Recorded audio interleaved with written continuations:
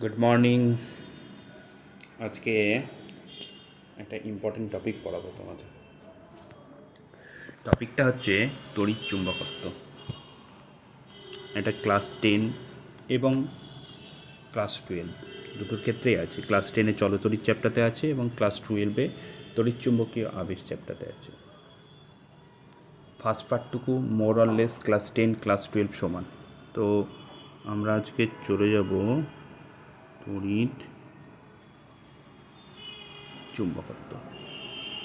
আমরা আগের অধ্যায়ে অর্থাৎ আগের পার্টে পড়েছি যে একটা তড়িৎবাহী তারকে যদি চৌম্বক ক্ষেত্রে রাখি, এটা কোনো চৌম্বক ক্ষেত্রে রাখি, তাহলে তারটা গতিশীল হয়। ঠিক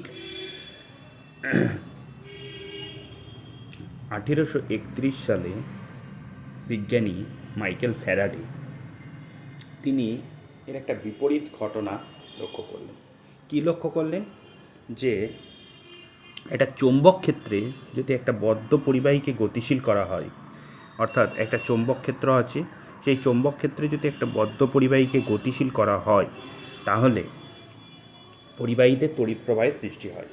এই যে ঘটনা, এটাকেই বলা হচ্ছে তড়িৎচুম্বকীয় আবেশ। মানে ঠিক এর উল্টোটা। একটা তড়িৎবাহী তার ছিল, তাকে একটা চৌম্বক ক্ষেত্রে রাখলে তড়িৎবাহী তারটা গতিশীল হচ্ছিল।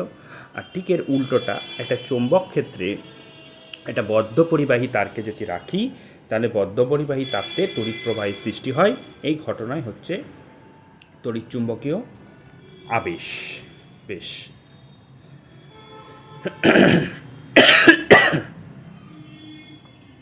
তো আমরা যদি আবেশের ডেফিনিশন দিতে চাই, অ্যাকচুয়ালি আবেশ কাকে বলে, তাহলে তার ডেফিনিশন হিসাবে আমরা যদি দেব, কোনো বদ্ধ কুণ্ডলীর মধ্যে, অর্থাৎ কোনো একটা বদ্ধ কুণ্ডলীর মধ্যে দিয়ে চৌম্বক বলরেখার সংখ্যার যদি পরিবর্তন হয়, চৌম্বক বলরেখার সংখ্যা মানে ম্যাগনেটিক ফ্লাক্স, তাহলে চৌম্বক বলরেখার সংখ্যার যদি পরিবর্তন হয়, কোনো একটা কুণ্ডলীর মধ্য দিয়ে চৌম্বক বলরেখার সংখ্যার পরিবর্তন হলে কুণ্ডলীতে একটা তড়িৎ প্রবাহ সৃষ্টি হয়। চৌম্বক বলরেখার সংখ্যার পরিবর্তন যদি হয়, তাহলে কুণ্ডলীতে তড়িৎ প্রবাহ সৃষ্টি হবে। তাহলে এটাই হচ্ছে আমার এই যে ঘটনা, এটাকে বলা হচ্ছে ইলেকট্রোম্যাগনেটিক ইন্ডাকশন। তাহলে ইলেকট্রোম্যাগনেটিক ইন্ডাকশন বুঝতে পারলাম জিনিসটা কি। ইলেকট্রোম্যাগনেটিক ইন্ডাকশন হচ্ছে একটা কুণ্ডলীর মধ্য দিয়ে চৌম্বক বলরেখাগুলো পাস করে। চৌম্বক বলরেখার এই যে সংখ্যার পরিবর্তন হলে কুণ্ডলীতে একটা তড়িৎ প্রবাহ সৃষ্টি হবে। সেই তড়িৎ প্রবাহ সৃষ্টি, এই যে ঘটনা, এটাকে বলা হচ্ছে তড়িৎচুম্বকীয় আবেশ। এবং যে তড়িৎ প্রবাহটা সৃষ্টি হলো, সেটাকে বলা হবে আবিষ্ট প্রবাহ। তাহলে বোঝা গেল আবিষ্ট প্রবাহ। তাহলে প্রবাহ যখন হচ্ছে, তার মানে নিশ্চয়ই একটা ওখানে তড়িৎচালক বল কাজ করছে। তাহলে সেই যে তড়িৎচালক বল, সেটাকে বলা হবে আবিষ্ট তড়িৎচালক বল। তাহলে আবিষ্ট তড়িৎচালক বলের যদি ডেফিনেশন দিতে চাই, তাহলে একটা কুণ্ডলী, অর্থাৎ একটা পরিবাহী আর একটা চৌম্বক ক্ষেত্র, একটা পরিবাহী আর একটা হচ্ছে চৌম্বক ক্ষেত্র, তার মধ্যে যদি আপেক্ষিক গতি থাকে, একটা পরিবাহী আর একটা হচ্ছে চৌম্বক ক্ষেত্রের মধ্যে যদি আপেক্ষিক গতি থাকে, তাহলে পরিবাহীতে যে তড়িৎচালক বলের সৃষ্টি হয়, সেই তড়িৎচালক বলটাকে বলা হচ্ছে আবিষ্ট তড়িৎচালক বল। খুব ইম্পর্টেন্ট এটা, বুঝতে পারলাম। এইবার আমরা আবিষ্ট তড়িৎচালক বল, তার যে অভিমুখ, সেটা কার ওপর ডিপেন্ড করে? আবিষ্ট তড়িৎচালক বলের অভিমুখ নির্দেশ করে, অর্থাৎ কুণ্ডলীর কাছে কোন মেরুটা কাছে আছে, চুম্বকের কোন মেরুটা কাছে আছে, আর কতটা পরিবাহী সাপেক্ষে চুম্বকের গতির অভিমুখ, অর্থাৎ চুম্বকটাকে কাছে নিয়ে আসছি না দূরে নিয়ে যাচ্ছি, তার উপর আবিষ্ট তড়িৎচালক বল নির্দেশ করবে। আবিষ্ট তড়িৎচালক বল নির্ভর, বুঝতে পারলাম। এবার আবিষ্ট প্রবাহটা কি হবে? তাহলে তড়িৎচালক বলের যদি মান বাড়ে তাহলে আবিষ্ট প্রবাহ বাড়বে। তড়িৎচালক বলের মানটা কীভাবে বাড়াতে পারি? 1 নম্বর ভেরি ইম্পর্টেন্ট হচ্ছে কুণ্ডলীটার পাক সংখ্যা বাড়িয়ে দিলাম।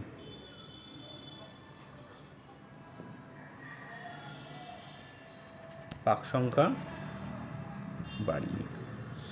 2 নম্বর হচ্ছে চুম্বক ও পরিবাহীর আপেক্ষিক গতি, যেটা বৃদ্ধি করলাম। 3 নম্বর হচ্ছে শক্তিশালী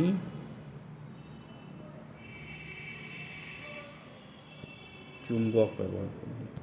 তাহলে এই 3টে পয়েন্টের ওপর আমার আবিষ্ট প্রবাহ নির্ভর করে।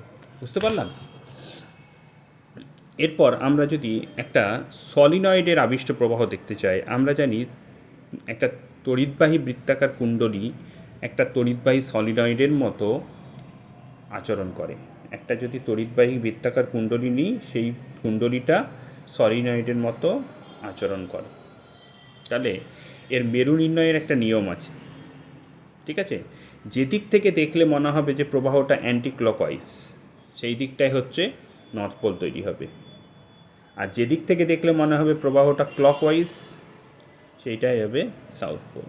এটা হচ্ছে আমার সলিনয়েডের মেরু নির্ণয়ের ফর্মুলা। এবার আবেশ সংক্রান্ত দুটো ডেফিনেশন আমরা পড়ব, যেটাকে বলা হচ্ছে চৌম্বক আবেশ।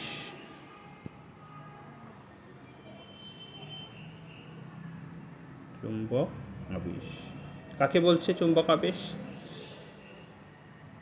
ঠিক আছে? চৌম্বক আবেশ বা ম্যাগনেটিক ইন্ডাকশন, অর্থাৎ এর আর একটা নামও আছে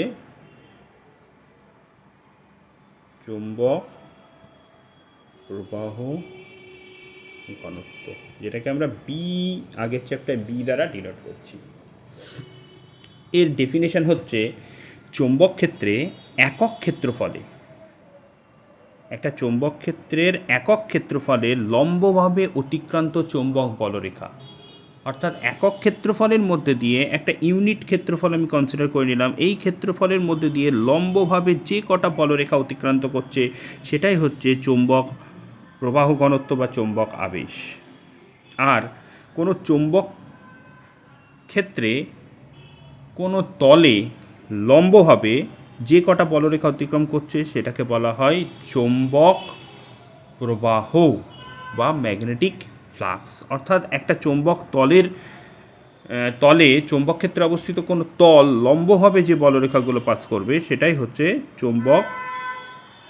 লম্বভাবে একটা তলের মধ্যে লম্বভাবে যে বলরেখা পাস করবে সেটাকে হচ্ছে ম্যাগনেটিক ফ্লাক্স, এবং এটাকে ফাই দিয়ে আমরা চিহ্নিত করি। আর কোনো চৌম্বক ক্ষেত্রে অবস্থিত কোনো একক ক্ষেত্রফলে, কোনো বিন্দুর সাপেক্ষে একক ক্ষেত্রফলে লম্বভাবে যে কটা বলরেখা পাস করবে, এখানে একক ক্ষেত্রফলের ব্যাপারটা আসবে। অর্থাৎ চৌম্বক আবেশের ক্ষেত্রে একক ক্ষেত্রফলে অতিক্রান্ত বলরেখা, আর চৌম্বক প্রবাহর ক্ষেত্রে প্রবাহর ক্ষেত্রে হচ্ছে লম্বভাবে অতিক্রান্ত বলরেখা, কোনো একক ক্ষেত্রফল ইউজ হবে না। আমরা যদি ফাইয়ের সঙ্গে বি এর রিলেশনটা দেখাই, তাহলে ফাই সমান আমরা লিখতে পারি বি ডট এ, অর্থাৎ চৌম্বক প্রবাহ বা ম্যাগনেটিক ফ্লাক্স সমান ম্যাগনেটিক ফিল্ড, অর্থাৎ ম্যাগনেটিক আবেশ ও এরিয়ার হচ্ছে গুণফলের সঙ্গে সমান। তো এটা এইটুকু হচ্ছে ক্লাস 12-এর জন্য আমরা বলে দিতে পারি। তাহলে এটা সমান আমরা লিখতে পারবো বি এ কস থিটা, ঠিক আছে? তো সমগ্র চৌম্বক তলের মধ্যে দিয়ে যখন আমরা বের করব, তাহলে এটাকে ইন্টিগ্রেশন করে দেবো। এই পার্টটুকু ক্লাস 10-এর জন্য না পড়লেও হবে। এই হচ্ছে আমার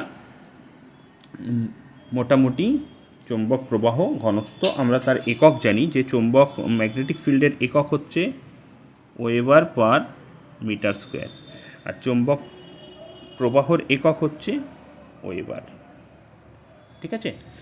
সো এরপর চলে আসি যে তড়িৎচুম্বকীয় আবেশ সংক্রান্ত যে পরীক্ষালব্ধ ফলাফল, সেটা সর্বপ্রথম ব্যাখ্যা করতে সাহায্য করেছিল বিজ্ঞানী ফ্যারাডে। আবেশ সংক্রান্ত দুটো সূত্র দিয়েছিল, যে সূত্রটা ফ্যারাডের প্রথম সূত্র এবং দ্বিতীয় সূত্র নামে পরিচিত। প্রথম সূত্র কি বলছে? প্রথম সূত্র ফ্যারাডের কি বলছে? কোনো কুণ্ডলীর সঙ্গে জড়িত চৌম্বক বলরেখা বা চৌম্বক প্রবাহ, যাই হোক, কোনো কুণ্ডলীর সঙ্গে জড়িত চৌম্বক প্রবাহের পরিবর্তন হলে, কোনো কুণ্ডলীর সঙ্গে জড়িত চৌম্বক বলরেখার পরিবর্তন হলে, কোনো কুণ্ডলীর মধ্যে চৌম্বক বলরেখার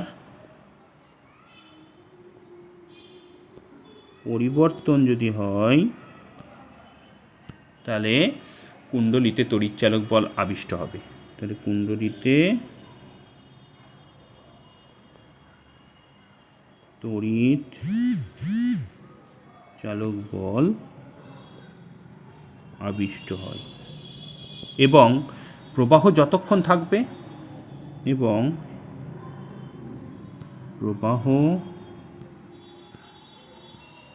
যতক্ষণ চলে তড়িৎচালক বল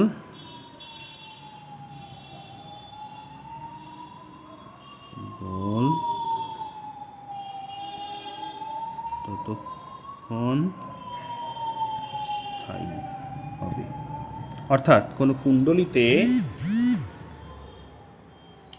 কুণ্ডলীর সঙ্গে জড়িত চৌম্বক প্রবাহ তার যদি পরিবর্তন হয়, তাহলে কুণ্ডলীতে তড়িৎচালক বল একটা আবিষ্ট হবে। এই প্রবাহের পরিবর্তন যতক্ষণ হবে, তাহলে ততক্ষণ তড়িৎচালক বলটা স্থায়ী হবে। তাহলে এই সূত্র থেকে আমরা জানতে পারলাম যে তড়িৎ চুম্বকীয় আবেশ কী কারণে ঘটছে। প্রথম সূত্র থেকে কি জানতে পারি? আবেশ কী কারণে ঘটে, ফার্স্ট ল থেকে জানতে পারি।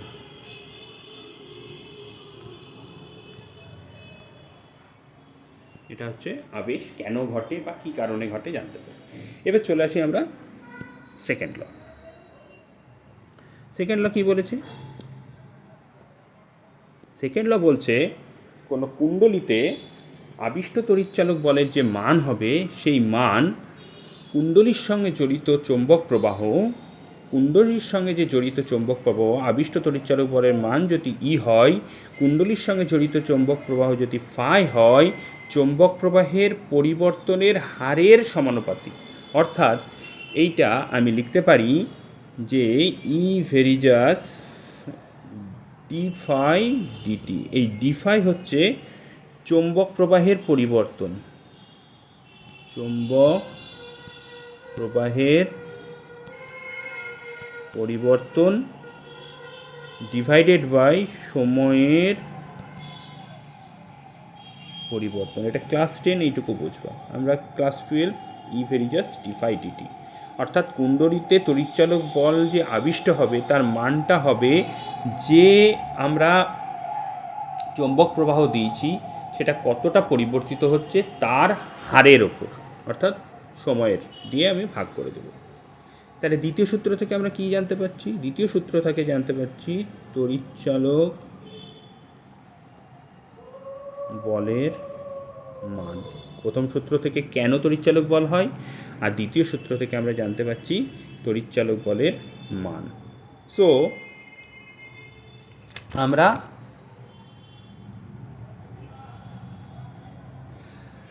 এটা যদি ফার্স্ট ল সেকেন্ড লটাকে আমি এক্সপ্লেন করি, এক্সপ্লানেশন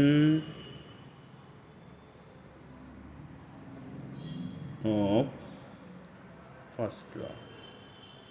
ফার্স্ট লকে যদি এক্সপ্লেন করি, ধরো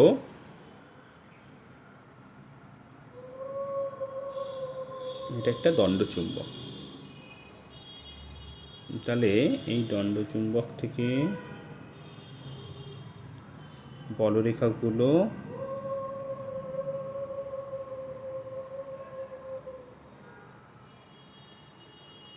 পাস করছে, এগুলো হচ্ছে চুম্বক বলরেখা।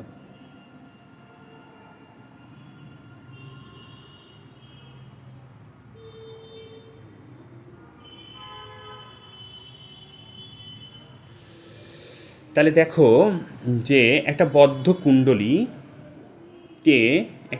কুণ্ডলীকে এ থেকে এ ড্যাশড অবস্থানে আমি নিয়ে যাচ্ছি। দেখো এ থেকে এ ড্যাশড অবস্থানে নিয়ে যাচ্ছি বা এ ড্যাশ থেকে এ অবস্থানে নিয়ে যাচ্ছি। তাহলে এর সঙ্গে যে বলরেখা সেগুলো পরিবর্তন হচ্ছে। এ অবস্থানে বলরেখার সংখ্যা বেশি, এ ড্যাশড অবস্থানে বলরেখার সংখ্যা কম। তাহলে বলরেখার সংখ্যা যদি পরিবর্তন হয় তাহলে চৌম্বক প্রবাহ কী হবে? পরিবর্তিত হবে। তাহলে আমি বলেছি তাহলে বলরেখার সংখ্যা পরিবর্তন হওয়া মানে চৌম্বক প্রবাহ পরিবর্তিত হবে, মানে কুণ্ডলীতে একটা তড়িৎচালক বল সৃষ্টি হবে। তাহলে তড়িৎচালক বল সৃষ্টি হবে মানে কুণ্ডলীতে একটা তড়িৎ প্রবাহ সৃষ্টি হবে। এবার এই যে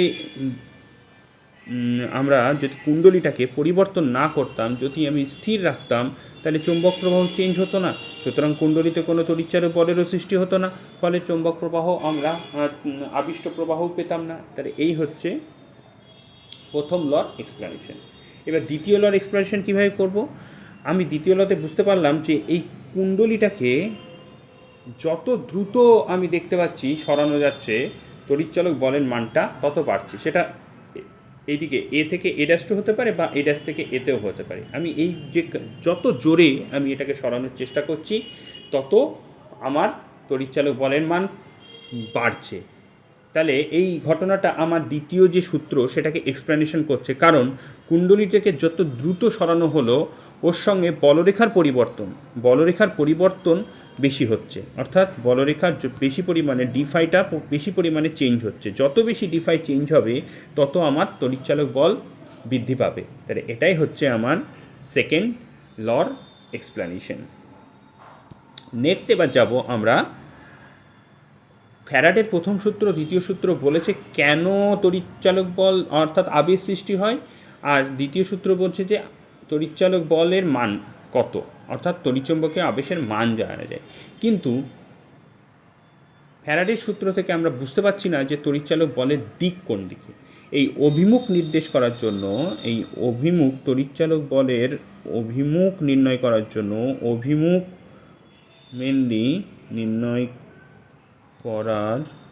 জন্য লেঞ্জ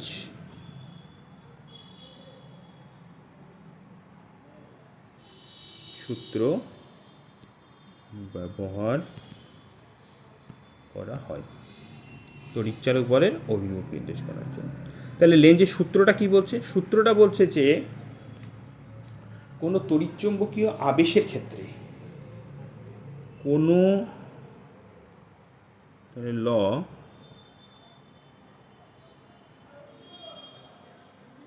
কোনো তড়িৎ চুম্বকীয় আবেশের ক্ষেত্রে আবিষ্ট তড়িৎ প্রবাহের অভিমুখ, অর্থাৎ যে তড়িৎ প্রবাহটা আবিষ্ট প্রবাহের অভিমুখ এমন হবে যে কারণে প্রবাহ সৃষ্টি হলো সেই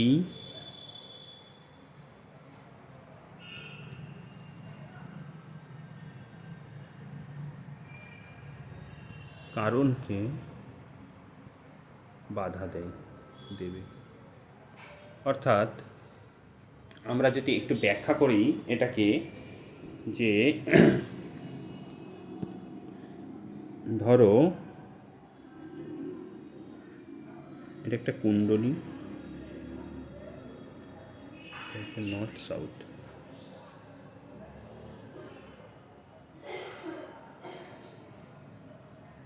এবার ধরা যাক সি একটা বৃত্তাকার পরিবাহী কুণ্ডলী এবং এর অক্ষ বরাবর একটা দণ্ডচুম্বক এম, এর উত্তর মেরুকে চুম্বকের দিকে আমরা গতিশীল করছি। তাহলে লেঞ্জের সূত্র অনুসারে কি হচ্ছে?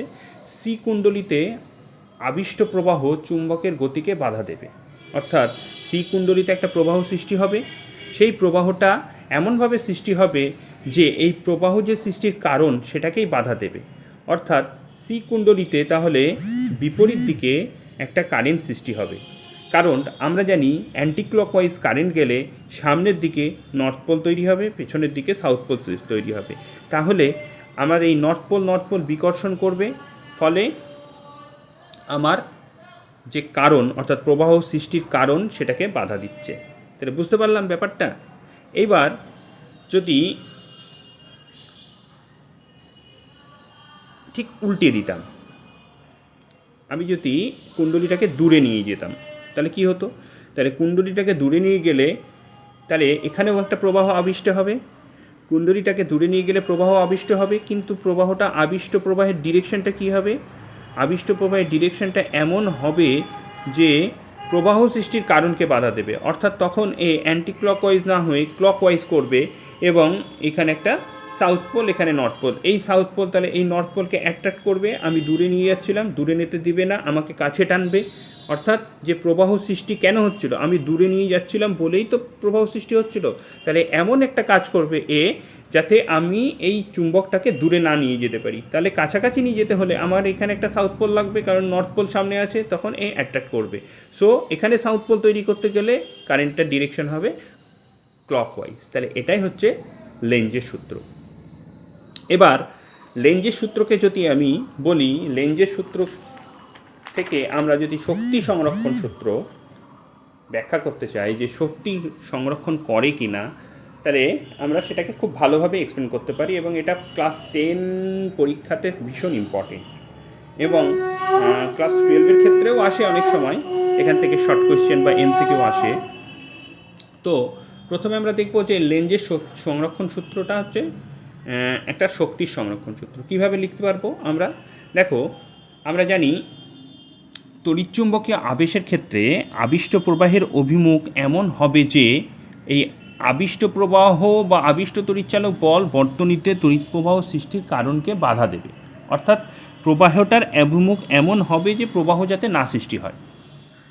তাহলে কুণ্ডলীর কাছে যদি আমি চুম্বকটাকে নিয়ে যেতে চাই, তাহলে এই প্রবাহের ডিরেকশন এমন হবে যে কাছে নিয়ে যেতে দেবে না, অর্থাৎ সামনে একটা নর্থ পোল তৈরি হবে।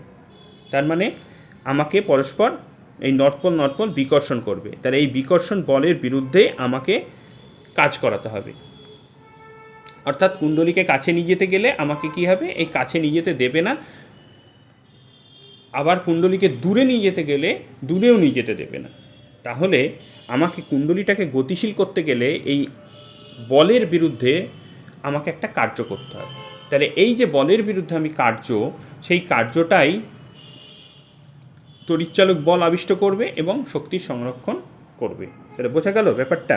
অর্থাৎ আমি কুণ্ডলীর যে প্রবাহ, আমি কুণ্ডলীর সামনে একটা চৌম্বক রেখেছি, সেই চৌম্বকের নর্থ মেরুকে আমি কুণ্ডলীর দিকে আনছি, তাহলে আমার চৌম্বক বলরেখার পরিবর্তন হচ্ছে, সুতরাং কুণ্ডলীতে একটা তড়িৎ প্রবাহ সৃষ্টি হবে। তড়িৎ প্রবাহ সৃষ্টির কারণ হচ্ছে আমি কুণ্ডলীর সামনে আমি একটা দণ্ডচুম্বককে আনছি, তাহলে এই সৃষ্টির কারণ এটাকেই বাধা দেবে, অর্থাৎ তড়িৎ প্রবাহ ডিরেকশনটা এমন হবে যে সামনে যাতে নর্থ পোল হয়।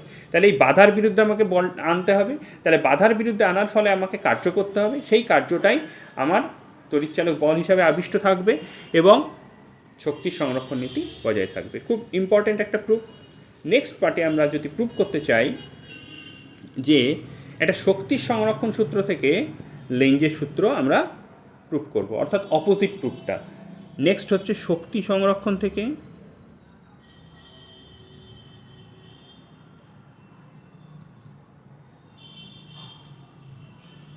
লেঞ্জ ল।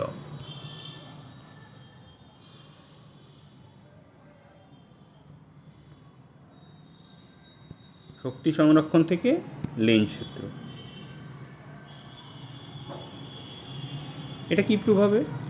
যে আমরা খুব ইজিলি প্রুফ করতে পারি।